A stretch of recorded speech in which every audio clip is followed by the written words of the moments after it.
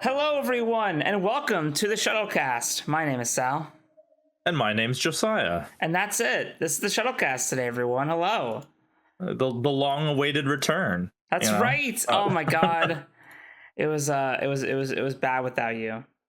No, that's not true. We didn't use the soundboard once. I noticed that.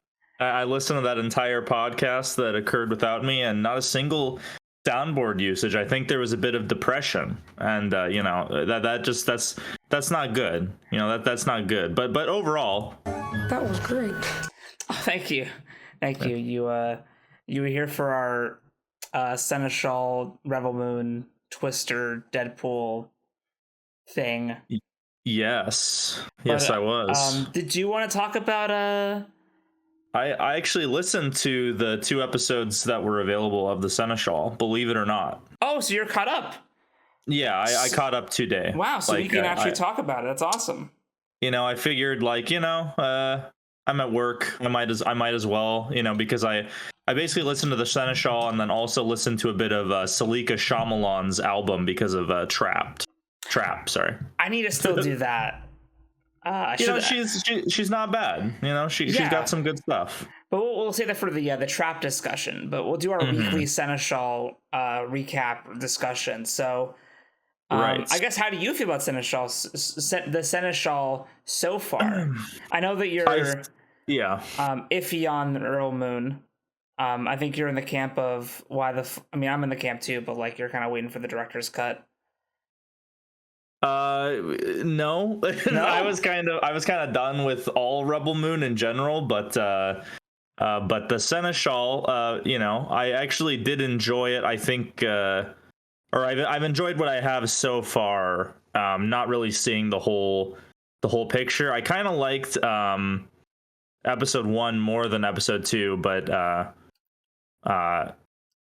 I think if Rebel Moon is to be an expanded universe, maybe I'm like that guy who doesn't even like the Star Wars movies and just likes the expanded universe. Maybe that's what others have taken and done with it, as opposed to what the original source is. Because I was looking in the credits on Spotify, and it doesn't credit a writer. It credits created by Snyder, and then it lists a script supervisor, but it doesn't list an actual writer for it, just singular writers. So I don't know if this is a overseen project where the supervisor kind of does stuff, or if the dialogue is done by someone else. It's not possible for me to tell at this point, but Yeah, it's weird. I know that I forget their name, but I know the person who does the House of the Blood Axe comics, which I've not had the chance to read yet. I know they're the ones doing. Oh, that's right. I remember you guys mentioning that in the podcast. But I'm still waiting for my copy comes. Hopefully, when it comes out on the 20th, and then I can judge it finally. Yeah, I think because and we'll talk a bit more about episode 2 because you guys covered episode 1 a fair amount. But I do understand what the story is doing with the because what I find is there's a lot of criticism about and this is kind of the case with a lot of fictional universes, is anytime there's a royal line that extends back hundreds of thousands of tens of thousands of kings, is usually that doesn't ever happen in our world. So sometimes when you have rulers who are very extremely sadistic, or a line of kings that are extremely sadistic and with absolute power, that's not usually a stable government. So I'm curious if the Mechanicus and the kind of the stuff done there is the Seneschal is kind of explaining how whenever this specific royal line, this empire, gets too in danger of being overthrown, then some kind of thing comes in to kind of burgeon their power. That's kind of where I'm charitably interpreting a lot of what the series is doing so far. Yeah, and there's some really interesting like lore that I can't wait to like find out more about, especially about like, I mean, there is magic in Rebel Moon. Yes, very clearly at the end of episode 2, straight up magic, Yeah, straight up they're like, hey, there's a prophecy that I first saw this will happen. And I know like it's better expanded in the director's cuts, which we're not going to review today because I've seen them, you have, and it'd be me telling you, hey, this, and you'd be like, yeah, that's a thing. But yeah, the only thing I knew before the director's cuts came out, I think, was the novelizations revealed that the goddesses, the star goddesses, are imprisoned as the engines of the ships. Yes. And that's how they warp space. Yeah, the Rukali, which yeah, they're greatly expanded, and then they're even mentioned in episode 2, which is of the Seneschal, which is pretty great. That they mentioned the giants, the war with the giants. I did catch that. Yeah, that was kind of an intriguing. I connected. I put 2 and 2 together. The giants were these kind of strange beings that it's very Dark Souls 2 and Elden Ring. Actually, all the Dark Souls games are like that. There's this war with the giants, yeah, and they get enslaved and forced to kind of help the god race, or the nearer to human race. Yeah, it's an interesting way to do like space travel, because we have like Star Wars, which is just like it happens. Star Trek explains it a bit. Halo explains it a bit, but then you have like 40K, which is like they're really interesting. We essentially have to travel through hell a little bit to get to where we want to go. And so having this because Rebel Moon's like I see it like a grim dark space opera, space fantasy. Yeah. So like having your engines powered by like these imprisoned giant gods is like pretty metal. Yeah, I of all the complaints about Rebel Moon, that one, people complaining that that's like ridiculous. I'm like, well, not really. I mean, like, I think it's up to each universe to kind of come up with their every magic system or setting rules. And so in 40K, they go through hell to travel across the universe, and nobody thinks that's dumb. Yeah, or well, some people do, but it's not that crazy, because we don't know the capabilities of these things, so we don't know how it works really. Yeah, that's the one thing I think I'm excited to find out more when we expand the universe of Rebel Moon, is like what's up with the collies, what's up with the war with them. There's a funny bit in chapter 2 of Rebel Moon, the director's cut, where I think Jimmy even says Seneschal, and I was like, nah, see, listen to it. It's the dramatic podcast. Yeah, audio drama. Yeah, Fuck me, just say it. Anyway, so episode 2, yeah, it was 7 minutes or so longer than episode 1, which good. I mean, not that 23 minutes is a bad length. It's basically the length of like an average I Love Bees episode. I think just for your first one, I kind of wanted to get into the story, but there's only 6 episodes anyway, so we gotta like.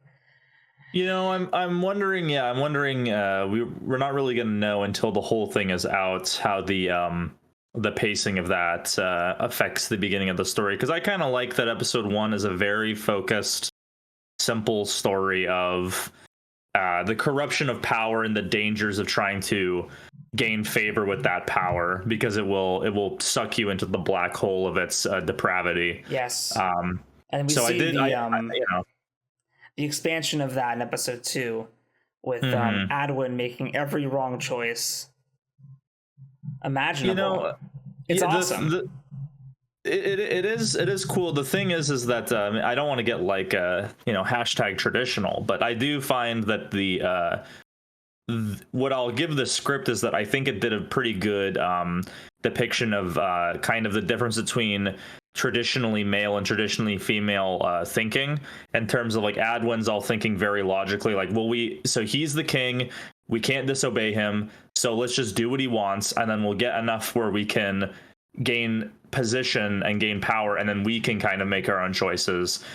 And his partner's coming at it from a more emotional point of view. Obviously, she's dealing with the more steady abuse and everything, and so it's. But then again, neither one of them think to kill King Adwin, and by the end of the episode, she is finding a different way to gain power in her relationship with him. So it's this very interesting kind of dance where they're both seeking different options to kind of dodge the Caligula, and because that's definitely how Alma comes across to me. Is he's like Commodus, he's like Caligula, he's one of these degenerate Roman emperors, Yeah, definitely. I mean, like he finds out about an attack on his like castle essentially, and is like, okay, well, you deal with that. I'm gonna go like fuck my robot. Yeah, like, he doesn't really like.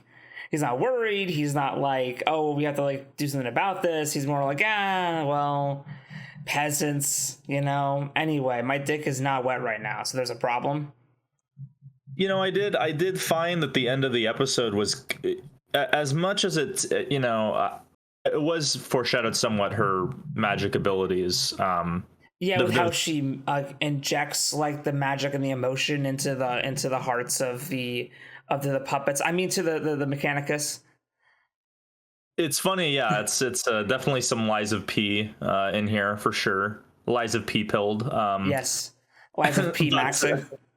Yes. But I did find that kind of interesting that the power dynamic shifted, and it's the first time we kind of hear Alma in a more curious, vulnerable state. So I'm sure that the story is going to. So my prediction is the reason it's called the Seneschal is that Adwin is going to find some way to. I don't know how this is going to work, but he's going to take power.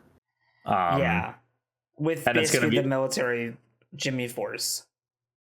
Yeah. So, because calling it the Seneschal and having it basically just his title, I don't know if that's that, she's going to replace him as the Seneschal, but the Seneschal is going to be in power by the end of the story, and the Emperor will be the figurehead. Who knows? They could make an android of him theoretically. Yeah, if they could, I mean, that's one interesting thing about I think the Seneschal. What it reveals in the universe, the implications are like, so Reyna and Adwin can make like a robot that looks human, and we haven't had anything like that in any of the four movies. Well, it's it's interesting. It's at least close enough. Like they played it kind of vague. Where in my mind's eye, I see it as being very close, like 90% of the way there. Yeah, but the voice is off, and like maybe you can kind of tell.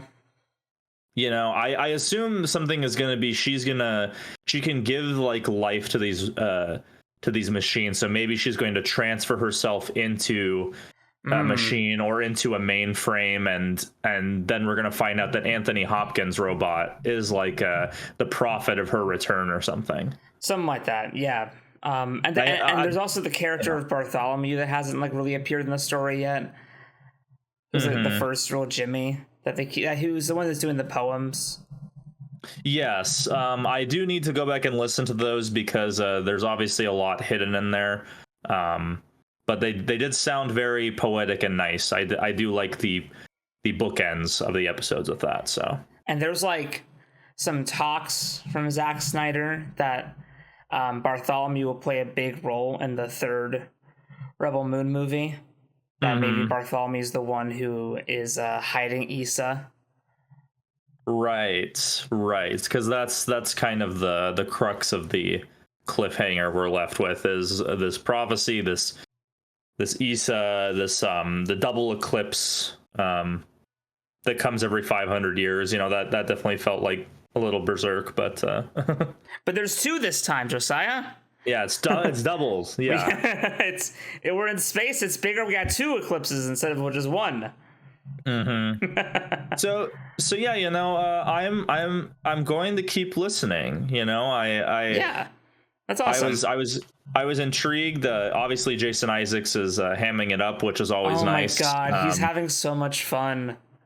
I definitely just very easy to picture him performing these lines, and that's some of the best parts for me. Is just imagining what Jason Isaacs' physical performance would have been if this was like a show or something. Yeah, for sure. And again, especially I know those scenes. Well, yeah, that and the thing is that I think I understand Nathan's concerns about the portrayal of sex, but I do find that they're definitely making sure to not to only kind of dwell on it when it's the robots, and of course that's going to become horrifying as it gains sentience. But yes. They're not taking it as gratuitously as they could, I think, is what I'll say. Episode 1 was very like Game of Thrones episode 1, where it's like, whoa, sex, Tyrion's surrounded by tits. Whereas 2 was like, okay, you know what's happening. We don't have to like have you listen to it again. I'm happy not to get demonetized. I'm not monetized at all, but Raina actually saying that it's rape, instead of kind of like, I know some people on the Reddit were like, is it rape though? And I'm like, yes. Yes. It is. This is rape. It's you're under threat of harm. So it's not a safe not to get into like a discourse about consent, but he basically is like yes. So he could have just taken the robot, He could have, but it's Jason Isaacs, and you know what? He needs to have a focus group. He doesn't have a control group. He's an awful person. But I'm happy but I'm excited to see like Raina's eventual hopeful comeuppance. I'm hoping Ulmer and Adwin get their comeuppance. Raina like getting her justice. I was thinking of, but yeah, like characters like Raina definitely needs to get like to a safe spot. Adwin needs to pay for his mistakes. He got like the entire like essentially High Council killed in a very funny scene. It may not work for some people, but I feel like he becomes a completely different character over the span of like 10 minutes. Yeah, it's like he really sees like, because in episode 1 they're talking about like how sorry, I think my phone's not on silent. That's so embarrassing. In episode 1 they were talking about how Adwin wants to do the weapon stuff, the military stuff, and Raina's like, no, like I'm magical and like I'm one with nature and like I wanted this to be like pure, but like we are making sex bots, I guess. Oddly enough, this is weird. So I was thinking about this. Have you ever seen the video? It's a crusty old video, but it's of this like robot girl. It's a real robot girl. Oh yeah. That's like the fantastic. Hi. The one where no one knows where it came from. Yeah. I did like a deep dive on that, and I watched some videos about it. Because it showed up in Smiling Friends, and I knew it was a reference to something. I didn't know what, so I fell down a rabbit hole. And apparently the guy was like really trying to make like the next evolution of robots, and he hits a point where he's like, we can even maybe do like sexual stuff if you want.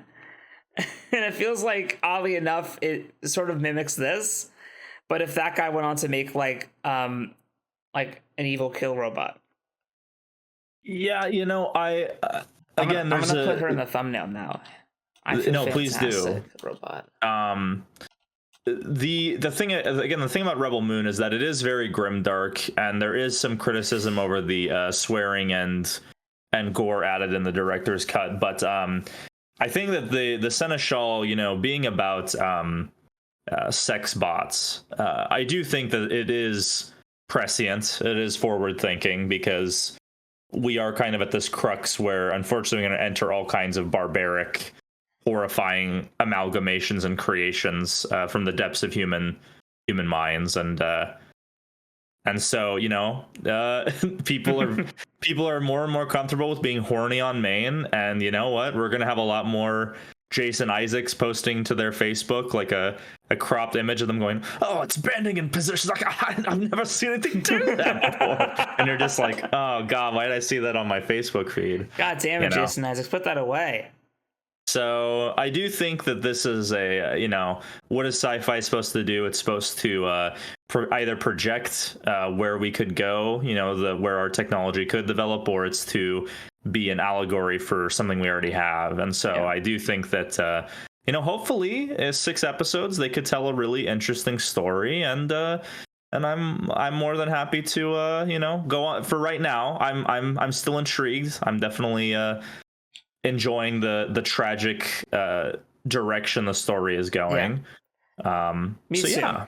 I've been burned by a lot of mediocre to bad audio dramas. I always try to find good ones because I think they're a phenomenal means of storytelling if done correctly. And so far, this has done a really good job. So I'm hoping it keeps pace. Please, God. Please. Yeah, because given where the cliffhanger goes, it kind of veers off into a new area, but I do think that it will service the character arcs, and so as long as they kind of they don't go too off the wall with where the story initially started, I think this will be really good. I agree. Speaking of grimdark, though, I want to talk to you about this real quick. Yeah. Because I know it makes us sad. So there is talks that Henry Cavill might not be able to do his Warhammer 40K show for Amazon. What? The studio that gave us Rings of Power isn't going to allow Henry Cavill to be faithful to the source material? What? That's crazy. Hey, you can also say the studio that gave us The Wheel of Time. But I understand. Well, yeah. I mean, The Wheel of Time.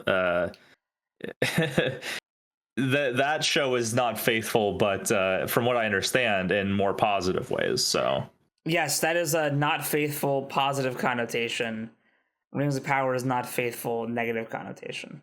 Because I think the big thing about the Warhammer show is that it's, and to be fair, given what I have consumed of Warhammer, which is, a couple games, web series, I haven't seen the movie yet, Ultramarines. I still have to see the movie. We gotta get on that.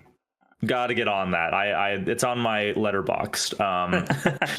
But and I've read like a few of the novels, and so given that experience, I'm not necessarily the biggest 40K head out there. But I think the big, I definitely, it's very dangerous. It's a very dangerous way to start spending money for sure. It is. But given that, I do think that the big problem with 40K is that you can't really get around the fact that the world is very stark. I mean, there is the human element. There are characters who are good people. But it's making a show that is oppressively dark. It's why I think that, I know they were looking at Eisenhorn. That's at least a smaller scale story. I think if you're going to go into like the budget you'd have to spend on 40K and how not friendly to focus groups it is, it makes sense that Cavill would be like, no, we can't budge. And Amazon being, we have to go more towards those kids stories that Games Workshop started releasing. And he's like, no. That's right. The Warhammer Adventures, which I think you can't even buy anymore because Games Workshop will only sell you stuff for 2 minutes. And then if you didn't buy it, you can go fuck yourself and go to a scalper. See, I'm not someone who is totally against that. I understand that it's the idea is to get, younger people into 40K. Like if your like parent is into 40K and you see the shelf of books and maybe the parent's like, I don't think you're ready to read Horus Rising, sorry. Or False Gods, Sorry, Timmy, you just entered first grade. You're not ready for Galaxy in Flames. So, I understand that, like, I've recently come around to the idea that gatekeeping is kind of good, actually, but... I think it is. I think it's kind of good. I think like, you have to, like... at the gates be like, hey, I need you to understand what's in there, and not like, yeah, come on in, we're a happy, lucky group of fellas. Like there should be like a herald to be like, do you know what happens in that cabin up there? People die. It's called a death curse. It's called a death. That's it. It's called a death curse. We need that. We need that sound file for the soundboard. We do. But basically, what's happening with Henry Cavill is that apparently, unless they come, Henry Cavill, if they don't come to an agreement on creative guidelines between Amazon Games Workshop by December 2024, it will not be happening. And I'm sure it is because of the grimdark nature of it. But honestly, I feel like, I mean, it's a bit, I understand the concern, but I feel like this could be like the Horus Heresy, if done fucking correctly, could be your next like actual Game of Thrones size hit. Actual Game of Thrones, yes, because it's designed to be more that kind of story than something like Dunk and Egg or The Witcher. Yeah, The Witcher, where it's like the Witcher book. It's so funny because the Witcher books are just like, hey, we're gonna like make fun of like Snow White. And then the Witcher show is like, kingdoms and princesses and politics and different viewpoints and globe travel, blah, blah. And I'm like, motherfucker, it's the first story is Snow White. What are we doing here, man? You know, at its core, from what I understand, The Witcher is literally a collection of kind of inversions of fairy tales, and then it ends with an Arthurian tribute. Yes. Like it's, yes. You know, it's the whole last book is like, hey guys, do you like King Arthur? Did you know that Ciri is the Lady of the Lake and that Excalibur is just her Witcher's sword? You know, it's really funny because it's not a spoiler because you probably don't believe me, but just you fucking wait. It's funny because where I'm at with Hellboy, I'm starting to get into the Arthurian stuff, so that's pretty cool. And then we're gonna get we're gonna get Dark Tower, which is Arthurian too. Which is also Arthurian, yes. Which is kind of a twist halfway through. But yeah, so I feel like this could be the next actual Game of Thrones, because like you'll have characters you give a shit about that will get brutally murdered, and everybody loves that. Even though like I hate that people put that moniker on George. It's just because the deaths are so impactful, really. And that's why you feel like people die all the time, but really they don't. It's the common thing of you've been living the meme. Like you're not living the reality of the text. You're just living a meme that caught on and sounds cool in your head, you know? And it does. And then you actually read it and you're like, and if you think for 2 seconds, you're like, this is actually not that bad. But whereas with Warhammer, I feel like it is a bit more like actually does kill off characters more often. And I think, Horus Heresy would be great. Maybe if you want to start off with Eisenhorn because it's smaller budget. Like the first book has 1 Chaos Space Marine. So like, maybe building up to them being a bigger threat, being a bigger deal, and also starting where it's the most hot and then going back would be, I think, a good idea. Because if they spend all that money on the Rings of Power, I know part of it was the rights because the Tolkien estate knew they could just let these fools take it and do a poor job, and they just get the rights back eventually, you know, like but with Warhammer, I do think if you could pull off like a Horus Heresy where, you know, you do like, I don't know, like given the size of each book, like a season to do the first 2 Horus Heresies books, maybe, I don't know. Like a season for 2 books, or even the whole first season could be the first 3, but that might be a bit. That's a bit much, but I think it's just basing off the first 4, which I know are the most closely connected. 1 and 2 for 1, and then 3, and then season 2 is 3 and 4, because I know 4 is like a retelling of 3 and then a continuation. Mm-hmm. So if you just like you just intercut it, you just intercut it, you're fine. I feel like Henry Cavill played Nathaniel Garro pretty well, for sure. If he's going to be anybody, I mean, he could do Eisenhorn. But I know Garro goes on to do a lot. I've only read the first 4 Horus Heresy books for some reason that won't be disclosed. But That's all right. I promise that now that the wedding is past, I will read it. I'm just saying, bro. Those first 2 episodes are edited and they're locked in. I know, and it's true, and gotta reread the 3rd book, I guess, so we could record that. I will read and that's really a good idea because again, 3 and 4 are connected. I'll reread the 3rd and 4th book with you. Okay. I promise. What if we did one massive episode that was 3 and 4? Because that way we could just do it all together, and then we cut back and forth. Yeah, no, it's 2 reviews that we spliced together. Yes. And we're looking completely different, and they're filmed like 2 months apart, you know. Oh my god. But yeah, I feel like there's a lot of potential with Warhammer, and I think you should lean into the gritty. I mean, one thing I think that has stuck with me for a little bit recently is there's this Mike. I know I mentioned it, I think on a different podcast, but that Mike Flanagan interview where he talks about like his early days at Netflix, and where they told him like, hey, so like just do your thing. Our audience is big enough to where people who like this, who like what you're doing, will find your stuff because everyone's on here.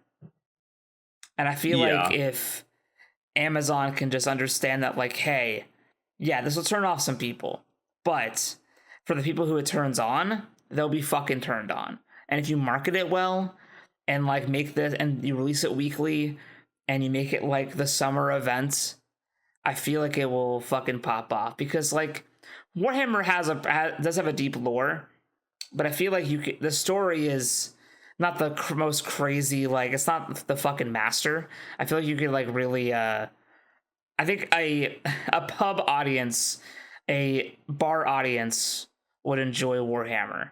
And I know it sounds awful. Did you reference Paul Thomas Anderson's The Master? I did. I was like, that's a There Will Be Blood replacement now. Well, it's not The Master, but it's because I saw you watch it recently, so that was for you. Yes, thank you. I almost did Do There Will Be Blood, but I remember that I saw that in your Letterboxd activity. I was like, I fucking love The Master. All right, it's a very good movie. It's a very good movie. But yeah, it's not like Killers of a Flower Moon. It's you're not gonna go too crazy with this.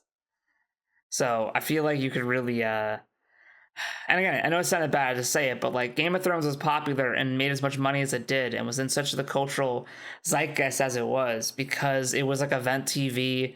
It was on in bars. Like I think like the Horus Heresy / Warhammer could have that appeal of like, because we even see with House of the Dragon, people get really, and of course, like I think this is somewhat poor literacy, but the amount of times where people say like, this character is pure evil, I hate them so much, I'm gonna blog about them all day. Yep. And obviously like they're not pure evil or anything. Yeah, but the Horus Heresy is built for that. Like, can you imagine the pop at the end of season 1 when False Gods ends and then Horus is like gonna betray his dad, and everyone's like, oh, I hate Horus, even though I was rooting for him the whole first season, know.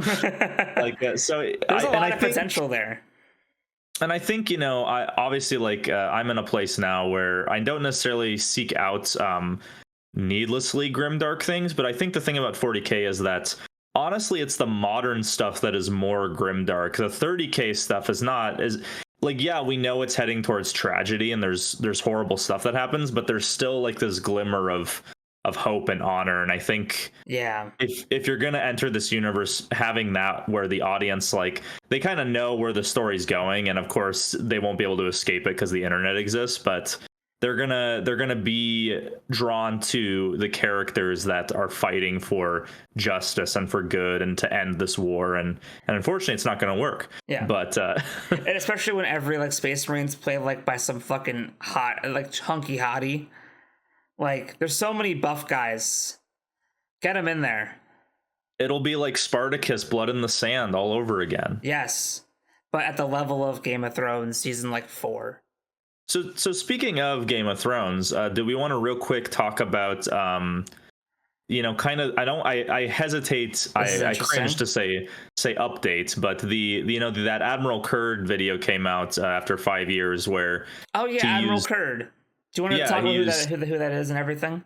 Yeah, Admiral Kurd did some really good videos in the past, like kind of at the the end point of when we just came off the finale of Game of Thrones, and Admiral Kurd was kind of that smaller creator who really took the time to make some quality videos, specifically in regards to the Winds of Winter and A Dream of Spring. Yeah, he made a really cool video called "How Can the Winds of Winter Fit into the Winds of Winter?" And it was a suspicion I had for a while, but Admiral Kurd talking about it kind of confirmed in my mind that, honestly, I feel like this is going to be 8 books if we continue at the rate we are going. Who knows? It could still happen.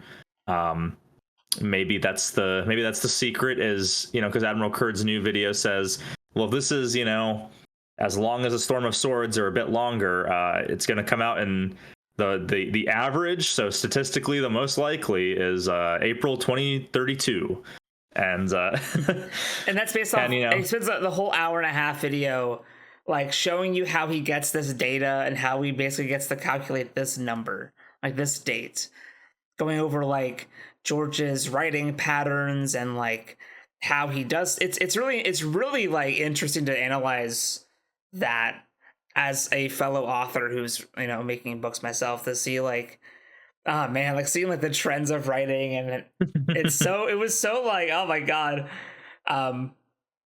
And you felt seen. I did. I was watching it like on the bus, and I was just like cringing. Oh my god, Jesus Christ. Well, again, it's my theory that he didn't even start writing until 2016. I think that he had the 100 or so pages from Dance left over, and he's like, yeah, that's awesome. I already have like a head start. And then he kind of waited, maybe did like some small outlining, but he was working on all these other projects, and and I'm specifically not even talking about the outside projects. I'm talking about like Fire and Blood and more Dunk and Egg stuff, and then Fire. Yeah, and then 2016 hit, and he was like, "Oh, I can get this done before the show ends." And no, that's not true, because he's arguably at the most complicated part of the story when all the POVs meet up, and he has to decide, okay, how do I divide the screen time over who is the POV for these events?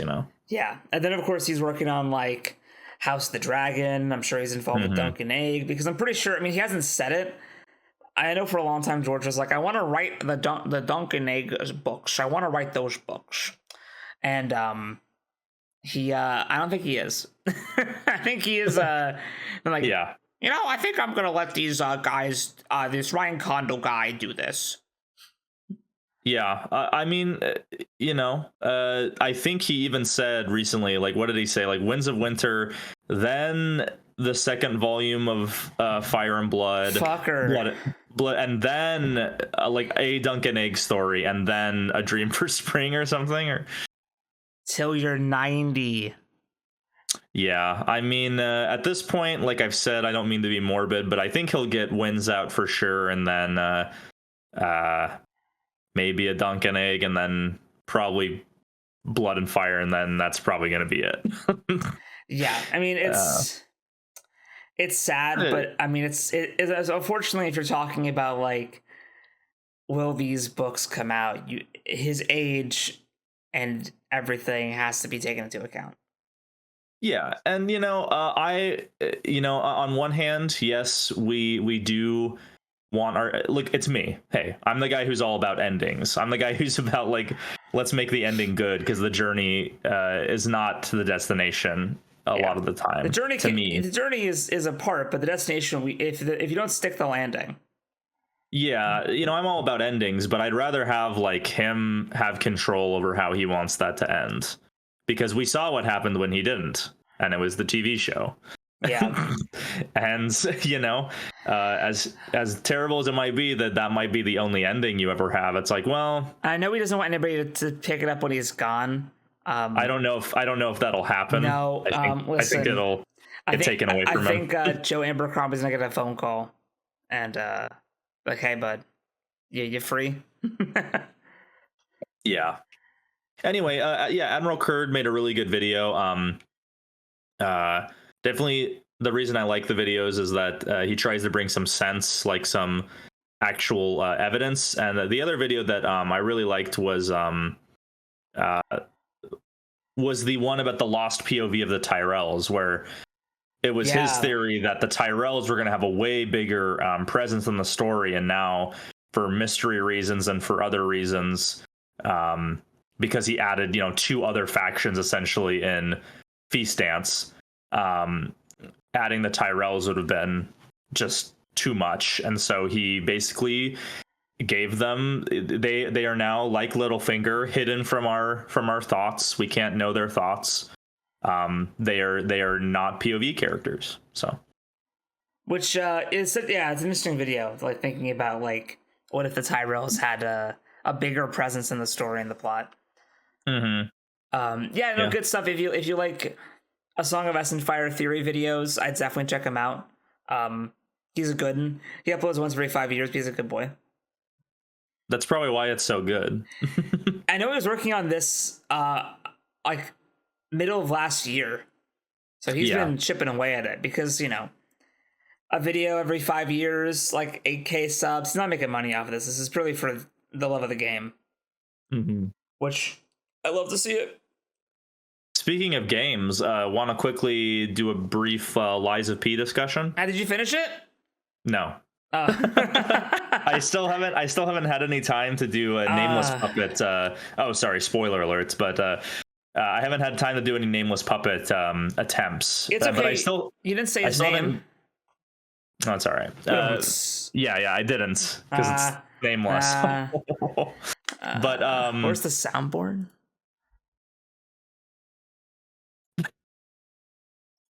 Got it. All right. Where's our fucking sounds? I'm playing them. I don't have them. I don't have the sounds.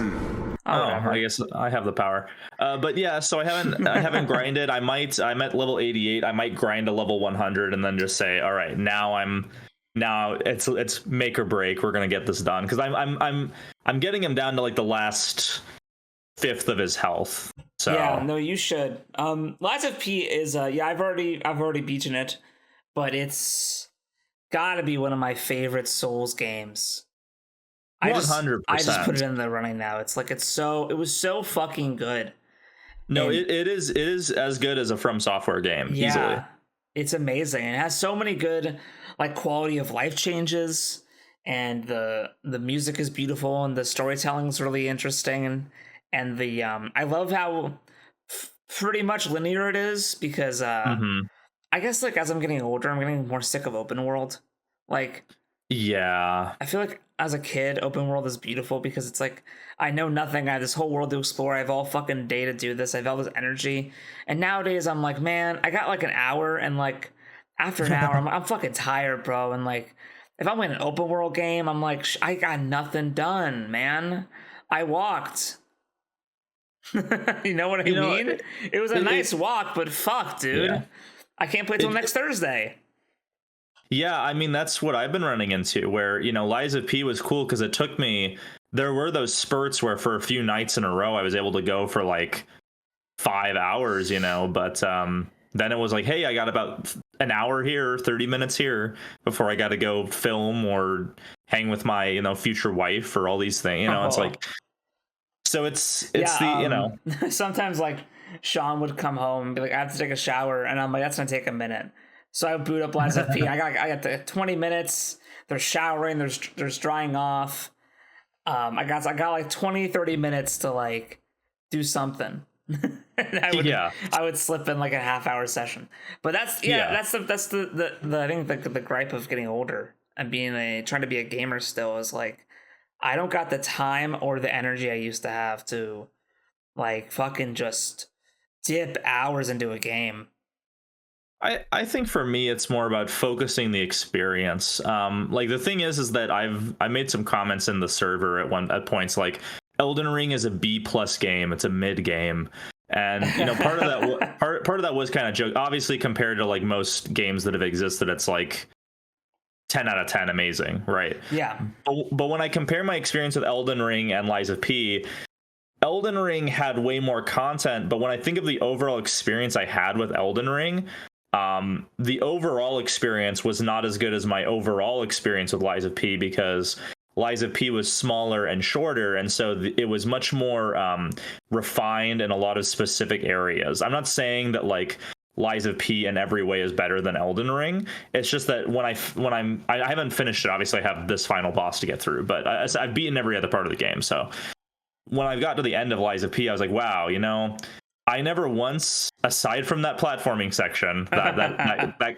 I got frustrated for about 10 minutes, 15 minutes there.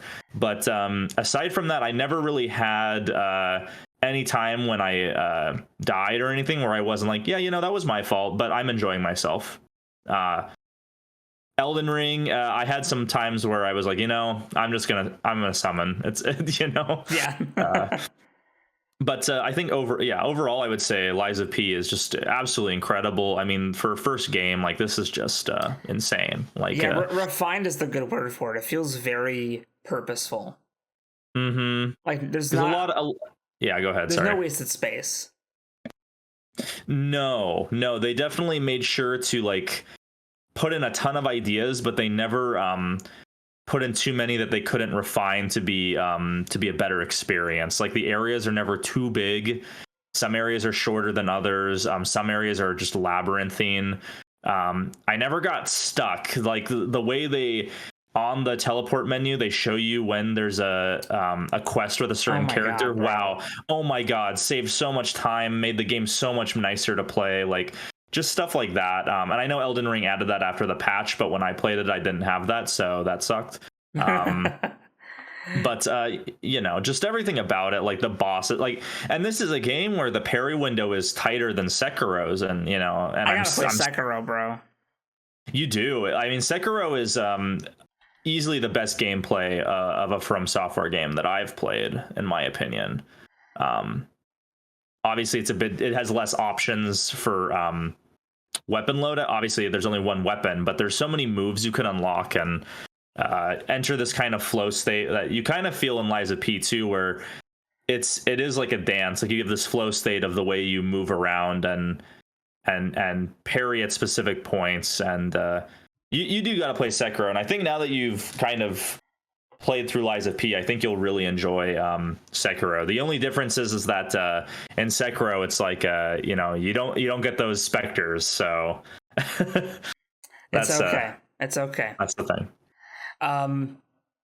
God, yeah, Lies of P is fucking phenomenal. There's stuff that I wish was different. Like I think I told you the other day, I wish like some of the harder enemies that die, that once you kill them once they don't respawn. I wish they did respawn, or there was an option to respawn them. Mm-hmm. Because I want to Lies of P is so fun that I want to have the challenge more. Like I want to do that again. I want to fight that enemy again. I want to see if I can best them better this time. And so I know those ones are like super, super hard. But man, I wish there was like an option or like an item I could pop to be like, I want this guy to come back for a harder experience. At the very least, like a New Game Plus, they respawn or something. Yeah, something like that. And also, I wish you could. I wish there's a real pause. They implemented it in Sekiro. If it's a single player game, you can do it. It's totally fine. Like, I understand that. Like, so the way Sekiro got around it was the excuse people gave was, well, it's not fair that if you can heal in the menu, because then you don't have to. And it's like, no, because you can select it in the menu, but then when it goes back, you do the animation to drink it. Yes. So you can. The thing is the no pause feature. I used to defend that, but at this point, there's no reason not to do it. Like I understand it can reduce the tension and kind of make some bits easier, but I genuinely think that just implement if you want to, just take the pause feature away, like in boss fights or something, but keep it in all other encounters. That at least would be like a compromise that could preserve some of that gravitas, but at the same time, hey, listen, I really need to take a piss. Yeah. Like I really need to get some food because I've been here for 5 hours. Like someone's calling me right now. I gotta take this. Yeah, I don't think, having played Sekiro, the introduction of the pause button does not reduce the difficulty of the game. It does not make it less less tense, because you know that when you unpause, oh, I hope I can remember what move they were doing, you know? Yeah, it's a bit worse because you pause to go, like, for me it's always like I hear a noise from the living room and I'm like, what did my cats just fucking break? And I gotta wait till I get back to a Stargazer to like safely go check on what was just destroyed. Mm-hmm. But pausing, leaving, coming back, it's like, wait, what was I doing? And I know that you can use the watch to return the stargazers, but all the same, if there's an enemy nearby, well, you're out of luck, Yeah, you're done, kid. See ya. So, do we want to talk a bit about Trap? This whole podcast, it was a trap. Yeah, the trap at the end is that we're going to talk about Trap. So we saw Trap together. Yeah, with Katie too. Yeah, it was such a nice experience. We had fun. Yeah, it was a fun movie. What you no, it's funny because I talked about it with the Fictitious Dark guys, and it's always fun doing these back-to-back podcasts where I talk about the same thing, because it's very interesting how I come away like definitely thinking about the movie more. There's a lot of things that are a contrivance that don't really make sense. Oh yeah. Oh fuck yeah. The movie, like, you can tell he had the whole first half, like the first 2/3 in mind, and then the last third is just a mess. I've never seen a movie like it's so funny to watch a movie where you can pinpoint the moment where it goes to like it loses stars. Yeah, for sure. This would have been if this was just me talking about the first half of the movie, it probably would be, if not a 3.5 stars, then a solid, like a quality 3 stars. But right now it's at a soft 3 stars. But what I will say is that the performers are all good. Like Harnett and the actress who played Riley were really, really good. Their dynamic was fantastic, and Josh Harnett's, like, with his 6-pack, is like lifting up the movie in the third act. Yeah, the last act only remotely works because Josh Harnett is like working. yeah, he knows, that boy know how to work. Yeah, but Trap, M. Night Shyamalan, I haven't watched his last few movies after being burned by glass, or shows, because he did a show, and then he also produced The Watchers by his other daughter, and I heard that was terrible. I didn't realize he had 2 daughters that were both doing big things this year. I thought, like, I knew that The Watchers was his daughter, and then, like, I heard like a few days before we saw Trap that Trap was a vehicle for his daughter's music career, and I'm like, wait, but what was The Watchers? And I forgot you could have more than one child. Yeah, and the thing is that the other daughter, Ishana, I believe, Ishana directed a bunch of the music videos for Salika. Okay. And then M. Night directed one of Salika's music videos. So, the family is helping each other out, That's beautiful. And apparently, Salika does music in Old and Servant. He does. I haven't. Again, the 2 M. Night movies I haven't seen now, because I came back to them. I came back to see Trap. I willingly went into the Trap, but I didn't watch Old or Knock at the Cabin. I know Nathan has seen both of them, so he's up to date on his M. Night. Okay. Let me go through M. Night's. Are we counting Praying for Anger and Wide Awake? Okay, I haven't seen those, and I know nobody counts them. Yeah, that's what I was saying. I never heard of these before in my life. Which is sad. Dennis Leary, Rosie O'Donnell. I have to watch this now. I count Wide Awake. A 10-year-old boy goes on a search for God after his grandfather dies. Perfect. Joseph Cross. That sounds so familiar. Who is that? I feel like the 2 M. Night movies at the start of his career are kind of like Del Toro's early movies, where nobody remembers them or talks about them, and I need to watch them. Yeah, so I've seen Sixth Sense. I mean, that got, even though when I was younger, that got spoiled for me by an episode of Scrubs. Unbreakable, yes. Signs, yes. Perfect, yeah. The Village, but I don't remember what the fuck happened or how I feel about it. Same with Lady in the Water. What was The Happening? The Mark. Yes, I love that movie. What? No. Yes, perfect movie. Last Airbender. I think I unfortunately did watch that. I did not see After Earth. I only know about it through you and Nathan memeing it. Denied. Sit down. I only know this movie through Cypher Rage. Through Cypher Rage. After Earth is really not good. I did not see The Visit. I did. I did watch Split. Amazing. I saw Glass. Shit. Did not see.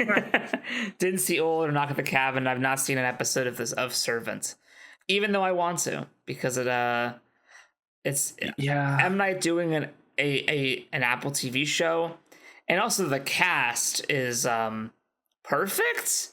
Toby Kebbell, Rupert Grint, Nell Tiger Free. Okay. Yeah. Even if the show sucks, they're gonna act their asses off. Well, I think that's the thing about M. Night Shyamalan, is I don't think anyone can debate the fact that M. Night Shyamalan is an actor's director. He gets really great performances out of all his actors. Like that's kind of a fact. Like regardless of his execution of some of his premises, his actors are always really on point, and that should not be denied. It's probably because he's such a good wholesome dude. Like that everyone just wants to fucking like give it their all for him, and I do too. Which is why I gave Trap a 5-star, regardless of how I feel about it. That is not true. That's not true. I gave it a 3.5. You did. I did. It's okay. Listen. All right. So this movie's the best part of the movie was the Allison Pill jump scare. I did not know she was in the fucking movie.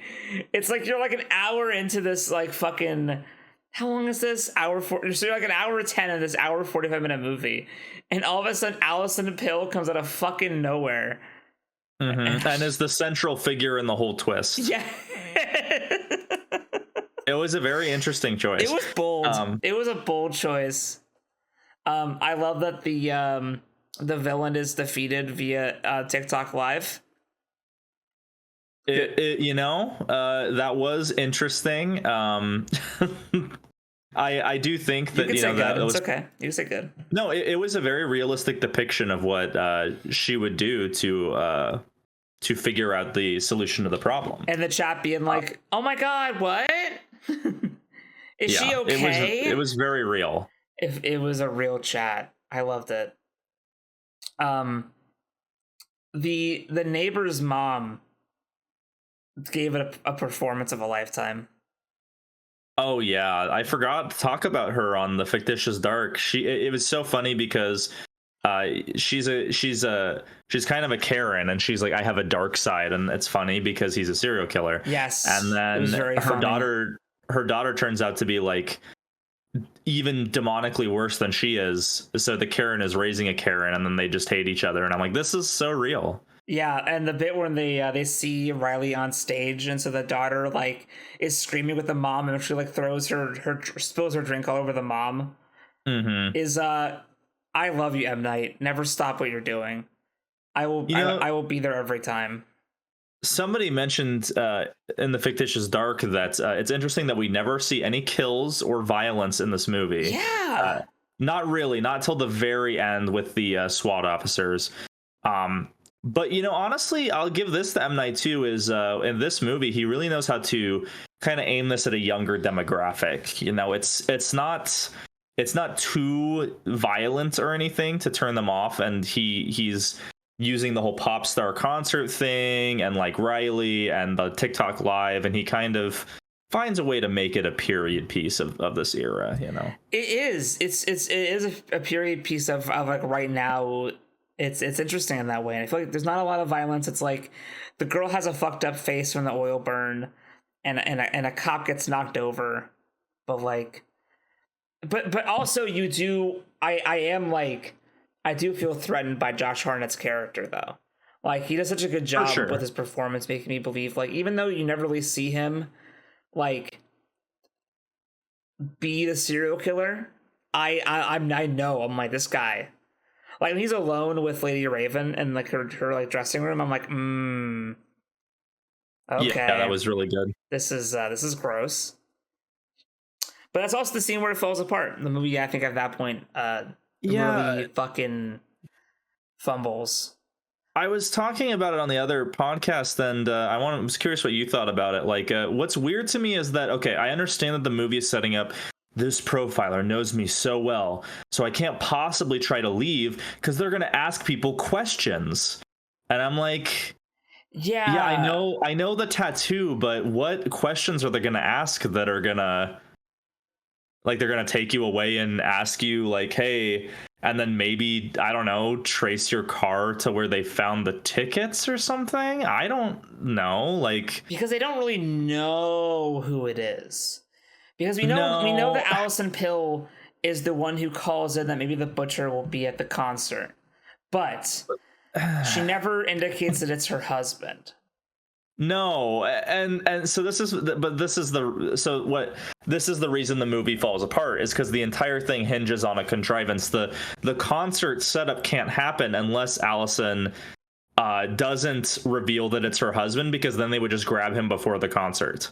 So she has to, like, without it being a kill scene, she just sees him going to the spot to think and knows and suspects that he might be a serial killer. And so then leaves the ticket stubs, then calls in anonymously that he might have been there. And then off of that, they set up the concert trap. Despite it being a spot where he's not done a kill. No. Yeah, the whole thing hinges on this very contrived. If you genuinely thought your husband was a serial killer, you would report him and say who he is to the police. Because what if he kills someone in between now and the concert? But she doesn't do that. She's like, well, because she doesn't know they're going to implement the concert trap. So what is the point of saying, like, she doesn't know? Like, she could, I guess, but so this whole thing hinges on that. And so the reason this is a problem is that because of the concert trap being established by this contrivance, as he can't leave. So rather than show Lady Raven the video and say, listen, the butcher is threatening to kill this guy unless I go meet him somewhere, and you're the only one who can get me out of here. Yeah, we're like, you can have a somewhat plausible deniability that he's not the butcher, but he outright says it. Yeah, and so obviously, like, it's a good scene, it's creepy, but he's so smart to, like, get around every other thing in the movie, but then the movie needs her to know it's him and needs him to kind of become the bad guy, so it switches to her POV. So he just says that he's the butcher rather than, even if she doesn't believe the lie, he can start with that. Yeah, like, at least try to say, like, hey, listen, like, I can't get out of here, they're gonna think I'm the butcher, but the butcher has this guy hostage, and I have to get out, because, like, that at least would be, yeah, like you're saying, plausible deniability that maybe he could slip by with her and say, listen, like, I just want to get my daughter out of here, and then you and I can go report where this guy is, you know? Yeah, something like that. But and then even the whole contrivance of, like, well, you didn't have to reveal how they knew he was there. I honestly would have preferred if you just never addressed it. Yeah. Because I'd rather have the complaint of, man, they never told us, than have the complaint of, oh, they told us. I think they just should have said that Allison followed him, and this was the night before the concert. Like, he's leaving right in the morning, and she follows and then goes back when he's leaving for the concert. Well, actually, that doesn't make sense. It would be like, I wish it had just been she... No, then they would know who he is immediately. There's really no way to make this work with, like you're saying, like, I wish they hadn't told us. I feel like if you and me are stuck in a room for long enough, we'd probably think of a better contrivance as to why they're doing the trap, if you had to reveal it at all. I'm kind of torn, because, like, if it's just we know he's going to be there, then it's a gimme that we can just accept to get our cool trap concert movie. But because you reveal it as part of the third act twist, it kind of corrupts my interpretation of everything previous. It cascades backwards and corrupts. Yeah. So I can enjoy the concert stuff while I'm there, but then I'm thinking the whole time, like, man, good thing that the wife didn't report who it was. She just reported anonymously. Yeah. But what would be fun that we talked about after we saw the movie was, like, imagine if this came out on, like, home release and it did the Final Destination 3 DVD release thing of, like, you can choose what the characters do, because there's the bit where, like, he's looking at the thing where the one guy pops out to start singing, and he's staring at, like, the underground passageway, and it was so long that in my head I saw, like, the choice options pop up, like lie or die. Yeah, like, it was just like, what are you gonna do? Which one? So I think that could be a fun. I love to rewatch this movie with different events happening with the traps. I just want the trap. Part of trap. Everything else, I'm all right. Yeah, I'm okay. He had a hidden tunnel to his neighbor's yard. Okay. Yeah, you know. All right. It is what it is. It's So I think a fun movie to experience with friends. Yeah. And M. Night rocks. Yeah, I mean, again, he's a good filmmaker. He's a good actor's director. It's just, and he comes up with such a great premise for each project. It's just like his execution sometimes is just off the wall. Like it devolves. But then occasionally he makes, like, absolute banger masterpieces like Unbreakable and Sixth Sense and even Split to an extent. And, you know, Brandon likes The Village, and I need to rewatch it. But I also need to rewatch The Village. Yeah, I feel like I remember it being one of his most mature works. I'll have to give it another go around. I have to find maybe where it's being streamed, because who has things physically nowadays? What are you, a fucking loser? What are you, old? Me buying the old. What are you? Me buying the Hellboy omnibus. I need this physically. You're a better man than me, because I just have it on Kindle Comixology, whatever. Hey, you're contributing to reading it. That's what matters, you know. This fucking cast: Jesse Eisenberg, Fran Kranz. Oh my god. You're looking at The Village? Yeah. Fuck? No, it's great. All right. Adrian Brody. This is crazy. This is fucking wild. Brendan Gleeson, my love. Okay. Well, then if I still think you're a star, Arthur. Well, then if I get M. Night performances out of all these guys, I'll probably have a good time. Yeah, for sure. Fuck. Well, yeah, that was Trap. Go see it. Go see it. It's I want M. Night to keep making movies, because no matter what, it's a fucking good time. It's he's at least making interesting things. Like, even if they don't fully succeed at the end of them, they're at least interesting, and they entertain. I haven't seen Old or Knock at the Cabin, but I'll talk to Nathan and say, which one should I watch, Old or Knock at the Cabin? But I think he'll say Knock at the Cabin, because for me, that's what I think is the more interesting of the two. Old is like, I feel like I know the movie, whereas Knock at the Cabin, I feel like is got a bit more meat on the bones. Yeah, I think he'll probably see Knock at the Cabin. Yeah. Oh my god. Did you want to talk about how you feel about Deadpool and Wolverine? You weren't here for that, even though you're the one that bought us the tickets. Yeah, I'm kind of glad that I wasn't here during that, because I was able to kind of distance myself and sit back and listen to you guys talk about it. Yeah, I'll talk about it briefly. My opinion is pretty much unchanged. I think that, again, I'm trying to like Paul nowadays. No, but I'm trying to be nicer nowadays and say, like, hey, if you just want this to be like silly jokes, pandering with like a few really good dramatic scenes, and obviously Hugh Jackman being awesome, go see it. It's but to me, it's not what I want. You know, it's and the thing is each Deadpool movie just was diminishing returns for me. Like the first one is so good. The first Deadpool is I think a great movie, honestly. Like it's very good. I rated it pretty high in my my list of X-Men films I'm going through. You did, I put it number I do 5.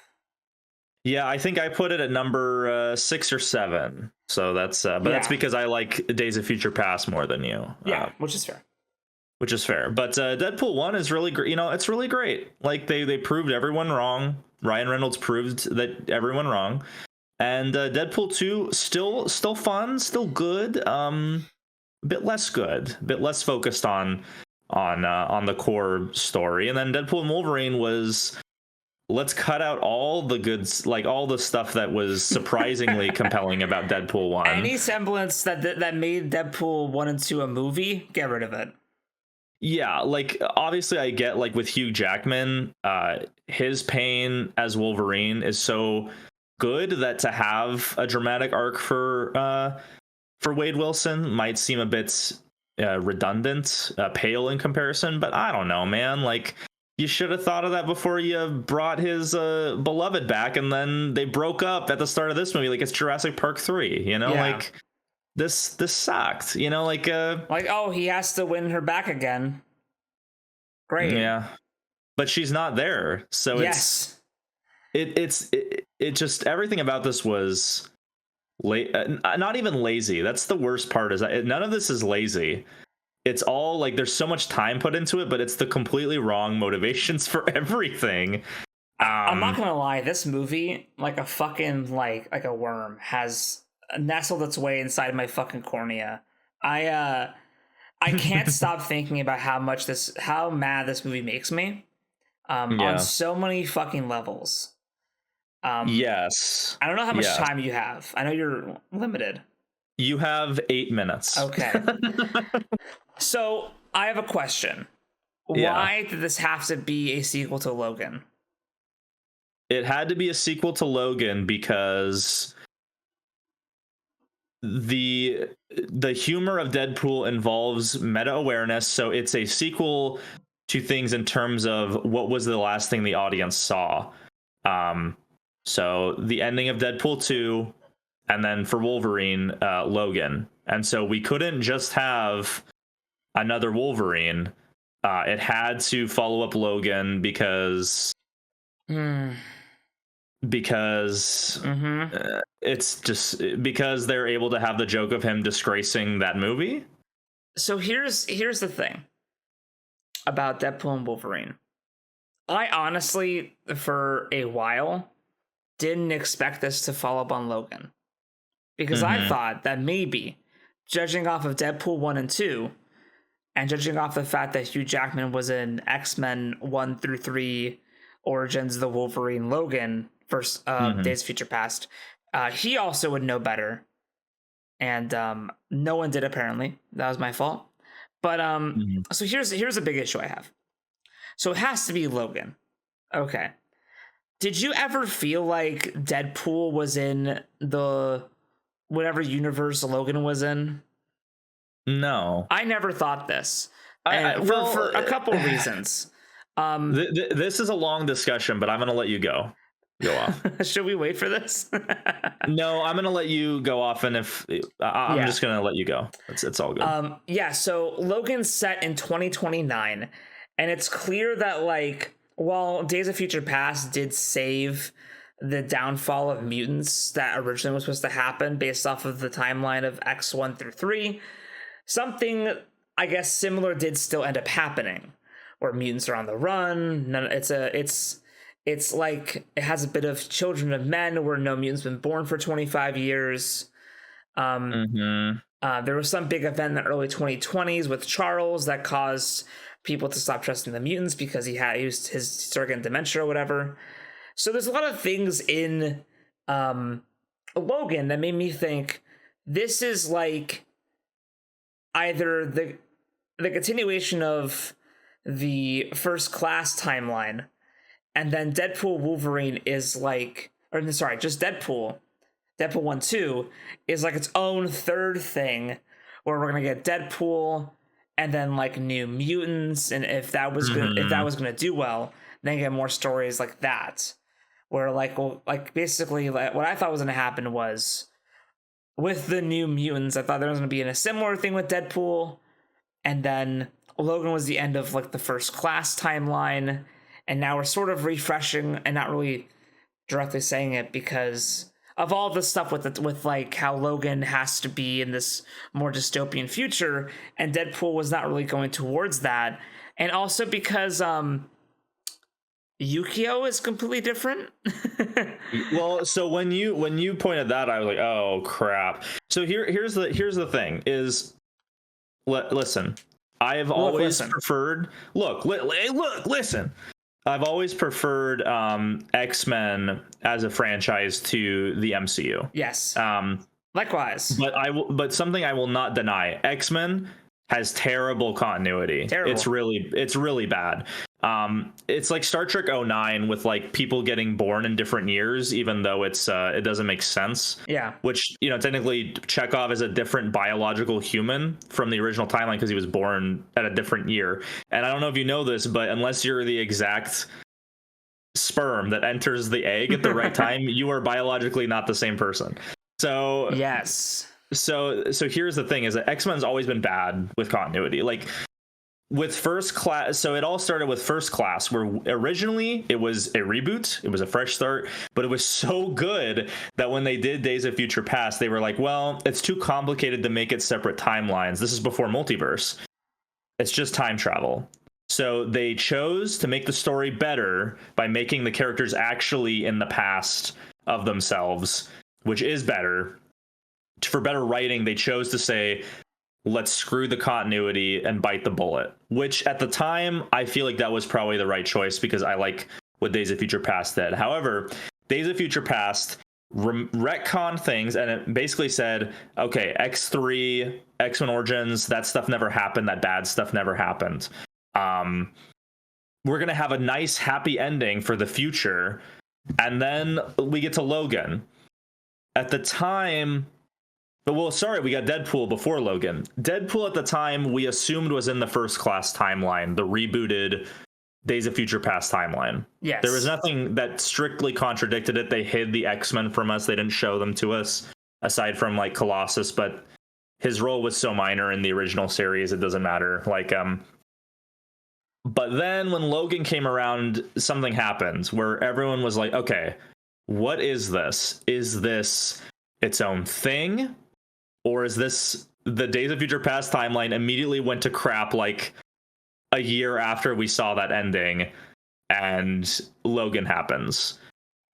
And the thing was that originally I felt like it was being pushed that it was its own thing. Yeah. There's stuff like they reference the Statue of Liberty, which is the original timeline. And yeah, I guess something could have happened similar in a rebooted timeline, but they were referencing stuff from the OG timeline, so it was really weird. So we just kind of all said, you know what, screw it. It's a great movie. It's Wolverine, but it doesn't matter what came before. We know what came before, and our emotions from that will be carried into this no matter what. So who cares? But then they said, no, this is in the First Class rebooted timeline. Now, Deadpool was also considered that, and then Deadpool 2 happens, and Deadpool 2 has time travel at the end. Yes, it does. And the thing is that time travel, it was kind of established if you do something major, like something's going to change, and obviously like stuff changed, but you are right. What screwed it up is that 2029 is when Logan takes place. 25 years. Oh, wait a minute. That's why we originally thought it was its own thing, because wait a minute, and like what we saw in the rebooted timeline, and then when we saw, Deadpool 2, it was like, oh, well, no, there's still mutants being born. And like Deadpool 1, like there was mutants being born past the point where, because if it's 25 years from 2029, oh, well, there you go. Yeah. So really the problem actually was that they tried to force Logan in. And and to make it shared canon with Deadpool 2 and Deadpool 1. Yeah, because that's really what screwed it up. And they chose to say we're following Logan and that Deadpool's in the Logan timeline. But which was a mistake. And the issue with that is that in this movie, they make the mistake of telling you what fucking year it is. Yes. And the year is 5 years before Logan. Logan happens in 5 years. So then so Deadpool knows that Logan's going to die in 5 years. Right? Why doesn't he just go get his current day Logan? His anchor being isn't fucking dead. He's alive. He's got 5 years on him. You can go to him now and be like, hey, yo, I talked to the multiversal agency, and I know that, like, you have, like, some adamantium disease, and before the world goes to shit, let me help you, like, fix that real quick, buddy. Like, because they imply in Logan that, like, the adamantium is, like, corrupting his body from the inside, and if he just saw a doctor, he probably would be better. But he's, you know, I'm a man, and a man has to do things, and there's no more guns in the valley, so he doesn't. Well, I thought it was because he was worried he was going to get caught, because he'd have to go to someone, like, advanced to do it. That too, yeah. But I'm saying, yeah, like, it's probably A and B. But, you know, so for Deadpool and Wolverine, it takes place 5 years before Logan. Logan's still alive. The problem is that when you have a character who is aware of the fourth wall, nothing they do makes sense, because... Exactly. Like, you know that Logan's going to die in 5 years. Like, you can't just bust out lore right now. You can't just, like really? And then, like, the TVA is all like, hey, so your universe is going to die in a couple thousand years because in 5 years, Logan's going to die. We just know that.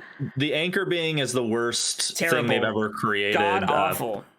It doesn't make any sense. Really, it's just structure and the idea of, like, I understand it's meta, like, oh, Wolverine was always the heart of the X-Men movies, and honestly, he's the reason they kind of kept making some of them. Yes. And which we know, but there were times when that wasn't the case. And I know, like, First Class, New Mutants, Dark Phoenix, and yeah, we can talk about the qualities of some of those, but just because it's a meta thing of, oh, once Hugh Jackman wanted to end his Wolverine career, the movies kind of dried up, and it's like, we know this, but how does that work in universe? It doesn't make any goddamn sense, especially when this is supposed to happen in 5 years. So it hasn't happened yet, technically. Like, this hasn't happened. And all right, man, we gotta close this. I'm sorry, the court is adjourned. We will have to continue this discussion, but Your Honor, all right, Your Honor, I'm sorry. I'm sorry, this is how it has to be, and so we will now conclude this. Yeah, I'm sorry, everybody. There might be not an episode next week. I have to talk to some people, see if I can get a guest on, but it is likely there won't be a guest because Joe's busy and I'm gonna be alone. So maybe I'll just come on here and preach about how much I hate Deadpool Wolverine for an hour. Honestly, I think that's good content. I think you should do that. I should just talk about what I've seen, and I'm gonna go. I think what's this week? I'll go watch whatever it is that's coming out this week. But thank you all so much for watching and listening to the Shuttlecast. I was Sal. I was Josiah. Check out Josiah's fictitious dark podcast where he talks about Trap some more. We, of course, got more videos coming out on Saturday, and have a great day.